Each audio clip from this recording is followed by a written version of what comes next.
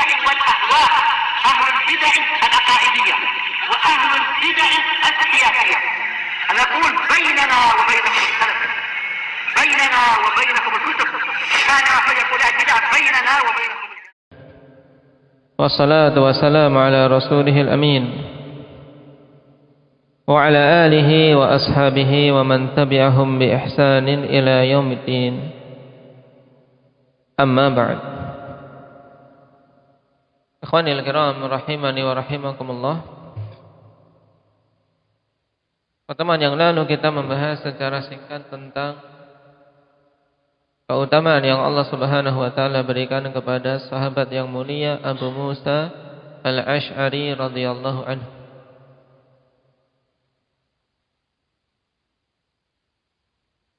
Dan juga beberapa faedah seputar wasiat Nabi sallallahu alaihi wasallam kepada beliau tatkala diutus bersama dengan Mu'adz ke negeri Yaman. Sekarang kita masuk pada poin yang ke-498. Man huwa aktsaru man rawal ahaditsa minas sahabah.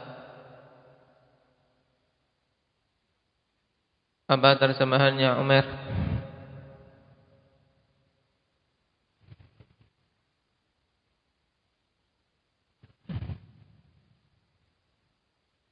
Siapa yang paling banyak meriwayatkan hadis dari kalangan sahabat? Wal jawab Abu Hurairah radhiyallahu anhu. Baik.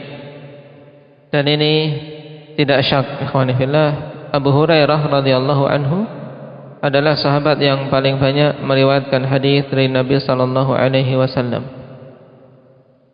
Dan ini merupakan keutamaan yang besar, di mana beliau meninggalkan ilmu yang sangat banyak kepada umat ini, sehingga dengan sebab beliau umat mengetahui hadis-hadis Nabi, mengetahui sunnah-sunnah Rasul sallallahu alaihi wasallam. Bersamaan dengan pendeknya beliau bersahabat dengan Rasulullah sallallahu alaihi wasallam. Hanya sekitar 4 tahunan beliau bersahabat dengan Nabi sallallahu alaihi wasallam.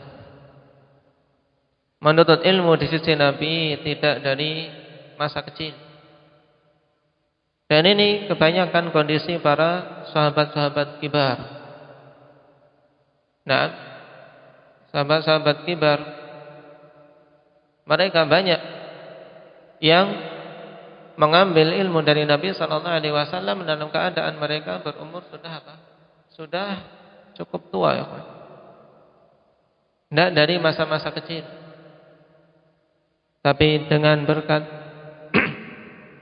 kejujuran dan pertolongan dari Allah Subhanahu wa taala disertai dengan semangat, maka mereka mampu meraih keutamaan ilmu. Termasuk Abi Hurairah ini.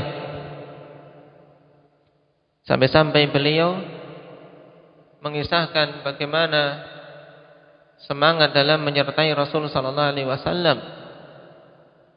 Naam, beliau sertai Nabi baik dalam kondisi lapar maupun kenyang. Yang penting ikut bersama Nabi sallallahu alaihi wasallam. Bahkan suatu ketika dilihat beliau jatuh, naam, terguling, dikiranya orang naam gila atau bagaimana, ternyata karena kelaparan sampai jatuh. Subhanallah. Dan mengenai Abu Hurairah diperselisihkan dengan perselisihan yang panjang tentang nama asli beliau, ikhwani. Termasuk di antara sahabat yang paling banyak diperselisihkan namanya adalah Abu Hurairah. Kenapa? Karena memang manusia mengenal beliau ya dengan naam kunyah ini, Abu Hurairah. Tidak kita dapati dalam riwayat beliau disebutkan namanya dengan nama asli. Ada riwayat yang sahih. Naam. Adapun yang dikuatkan oleh Imam An-Nawawi rahimahullahu taala yang masyhur di kalangan para talabatul ilm yarhamukallah, yang mereka menghafal Arba'in An-Nawawiyah, nama beliau siapa? Abdurrahman ibn Sakhr. Dan juga di antara pendapat yang kuat mengatakan akhwan Abu Hurairah ya Abu Hurairah. Beliau memang namanya Abu Hurairah. Baik. Yang jelas kita mengenal beliau dengan apa? Dengan sebutan ini, Abu Hurairah radhiyallahu anhu. Sahabat Rasul sallallahu alaihi wasallam yang keutamaan paling mencolok pada beliau ya peninggalan yang beliau tinggalkan untuk umat ini berupa hadis-hadis yang banyak. Dan beliau meraih keutamaan itu ikhwani fillah bukan kemudian tanpa usaha. Para ulama rahimahumullahu taala menyebutkan pada Abu Hurairah dua sebab yang karenanya beliau bisa meraih keutamaan yang disebutkan ini. Yang pertama, karena barakatul du'ain Nabi sallallahu alaihi wasallam. Keberkahan doa Nabi sallallahu alaihi wasallam, di mana Rasul sallallahu alaihi wasallam doakan beliau untuk apa? Untuk tidak lupa apa saja yang dia dengar dari Nabi sallallahu alaihi wasallam. Sehingga apa yang beliau dengar dari Nabi ya tidak lupa. Nah, ini sebab beliau mendapatkan ilmu yang sangat banyak, akhwan. Karena memang di antara ilmu yang senantiasa dibawa oleh pemiliknya ya hifdz, hafalan. Hafal. Dan pada zaman ini manusia menghafal semakin malas. Oleh karena itulah para masyayikh kita, para ulama kita betul-betul menyeru kepada penuntut ilmu untuk memperkuat dan jangan luntur semangat menghafal. Dan memperingatkan dari apa? Dari perangkat-perangkat elektronik seperti laptop, seperti Android dan yang lainnya. Untuk apa? Tidak dijadikan sebagai acuan. Sehingga yang penting kemana-mana sudah bawa HP, tidak perlu lagi hafalan. Nah, semuanya sudah ada ini, kutukutis di HP ku ada. Sehingga tidak perlu menghafal. Nah, dan ini perkara yang menyedihkan kalau sampai penuntut ilmu kondisinya demikian. Nah, hendaknya kita tetap ikhwan, tetap bersemangat dalam menghafal, kemudian membaca kitab-kitab para ulama dan menghadiri majalisul ilm. Jangan sampai teralihkan dikarenakan apa? Dikarenakan perangkat-perangkat elektronik tersebut. Sebagaimana nasihat yang bagus dari Syekhuna Muhammad ibn Hizam hafizahullah ta'ala terkait hal ini. Nah, untuk kita kembali kepada sunnah para salaf, bersimpuh di masjid, menghadiri majalisul ilm, karena padanya barakah. Menghafal, duduk, menghafal Al-Quran, menghafal sunnah Nabi sallallahu alaihi wasallam. Dan biarkan HP-HP itu untuk apa? Selain penuntut ilmu yang jauh di sana, yang sulit untuk apa? Menghadiri majelis ilmu, sehingga mereka bisa tetap mendapatkan faedah. Adapun menuntut ilmu di markas ilmu, ya konsentrasikan untuk apa? Menghafal, kemudian mempelajari ilmu, muraja'atul ilm, itu yang paling pokok. Dan di antara sebab yang menjadikan penuntut ilmu ikhwan tidak berhasil, akhirnya pindah sana pindah sini, kenapa? Karena dia duduk di majelis ilmu, dia apa? Pikirannya keluar sana, buka sana buka sini, buka sana buka sini. Nah, akhirnya tersibukkan, timbul apa? Dorongan sana saja, ke sana saja, ke sana saja, bingung. Akhirnya tidak membuahkan hasil apa-apa, tidak membuahkan hasil apa. Dan ini mencerap. Nah, mencerap. Yang dibutuhkan dari penuntut ilmu adalah hasil. Nah, maka ini butuh dipikirkan, saya belajar setahun, hasilku apa? Naik lagi berikutnya, saya belajar sudah 2 tahun, hasilku apa? Ini. Nah, 3 tahun, hasilku apa? Tahun pertama saya harus betul-betul bisa Al-Quran. Nah, kalau bisa menghafalkan, mengkhatamkan dalam jangka waktu sekian. Nah, baik. Ini penting, akhwat. Sekilas saya membaca biografi Syekh Muhammad Ibn Hizam yang beliau tulis. Nah, dan alhamdulillah beliau beberapa waktu lalu menyediakan untuk kita channel khusus dalam bahasa Indonesia, dan meminta pada saya untuk mengurus channel bahasa Indonesia tentang fatwa-fatwa beliau. Dan di antara hal yang membuat semangat, ikhwan, kalau kita membacanya, yaitu tentang sirah beliau dalam menuntut ilmu semenjak belajar, kemudian sampai bertemu dengan Syekh Mukbil, dan meneruskan belajar di sisi Syekhuna Yahya hafizahullah ta'ala, dan terus sampai sekarang ketika berdakwah dan memegang markis besar di daerah Ib. Tidak putus dari dari menambah. Nah, mulai dari hafalan-hafalan dulu, Sahih Muslim, Afrad Bukhari. Nah, kemudian beranjak ke kitab-kitab yang lain. Subhanallah. Beliau targetkan dengan waktu-waktu yang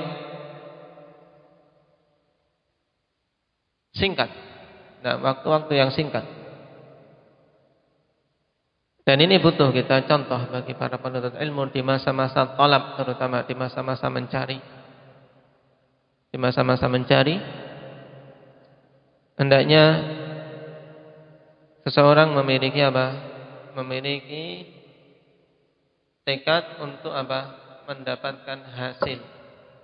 Bukan sekedar sekedar mengisi waktu. Ini sesuatu yang sangat kecil. Harus aku punya hasil.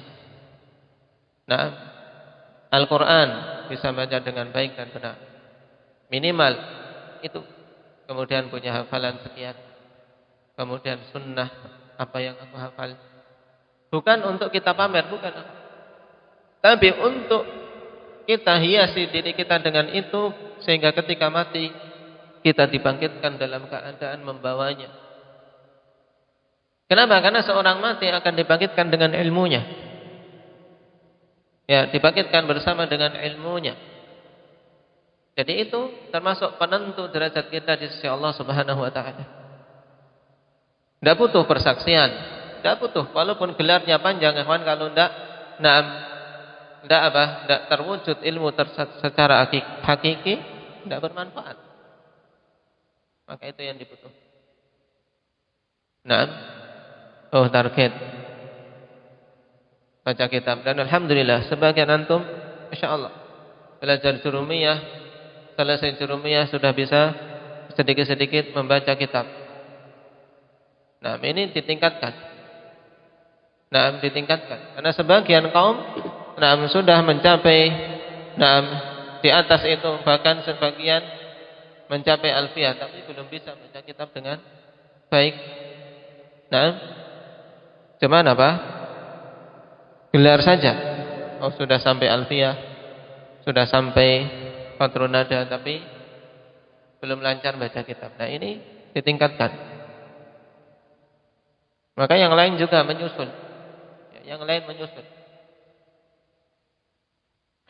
Belajar nahwu, ikhwan, bukan sekedar belajar tapi intinya untuk bisa kita baca kitab. Maka latih. Ya, latih itu. Dilatih. Nah, teori insyaallah mudah.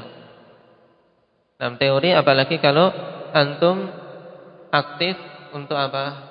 Untuk menerapkannya. Aktif untuk menerapkannya. Tugas dikerjakan dengan baik. Kemudian ketika membaca, menghafal hadis, antum bertanya-tanya, kok seperti ini? Kok seperti itu? Ketika ada orang membaca atau kita dibacakan kitab, kok bacanya itu ya, padahal aku tadi pikirannya di fathah, kok ini dibaca dhammah. Nah, ini berputar seperti ini, tidak akan lama ikhwani fillah antum punya malakah, punya kemampuan, punya keahlian untuk baca dengan baik. Tapi kalau seseorang tidak peduli, sudahlah, hadir saja. Tidak bengong. Jasadnya di sini, pikirannya apa? Di luar angkasa. Nah, baik. Atau di angkasa luar. Apa, Wahyu?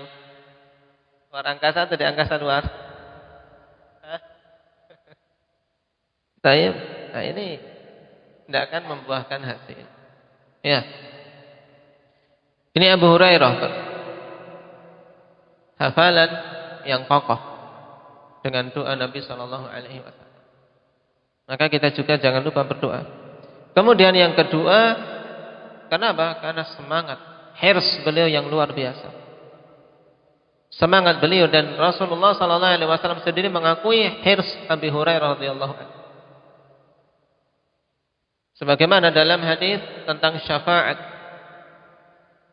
di mana Abu Hurairah mengatakan, "Man as'adun nasi bi syafa'atika ya Rasulullah?" Siapa orang yang paling berbahagia dengan syafaatmu ya Rasulullah? Rasulullah sallallahu alaihi wasallam sudah menduga bahwasanya tidak akan ada orang yang lebih dahulu bertanya tentang ini dari Abi Hurairah.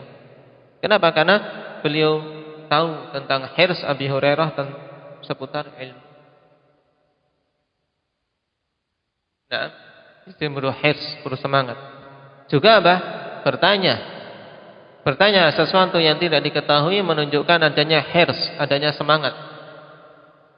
Nah, tapi seorang tahu dan tidak tahu, kemudian apa? Dia tidak mau bertanya, ini menunjukkan tidak ada hirs. Akan luput darinya ilmu.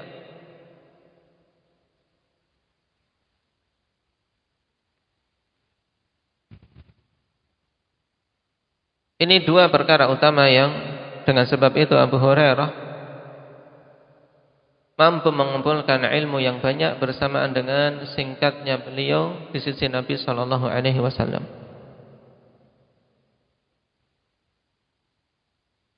Dan keutamaan yang lain pada beliau radhiyallahu anhu selain itu, ya keutamaan umum para sahabat, juga keutamaan umum ahli Yaman. Semua hadis tentang keutamaan penduduk Yaman, maka Abu Hurairah mendapatkannya. Kenapa? Karena Abu Hurairah Ad-Dausi, ya, beliau dari Yaman asalnya.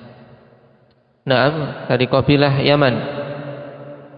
Abu Hurairah Ad-Dausi Al-Yamani.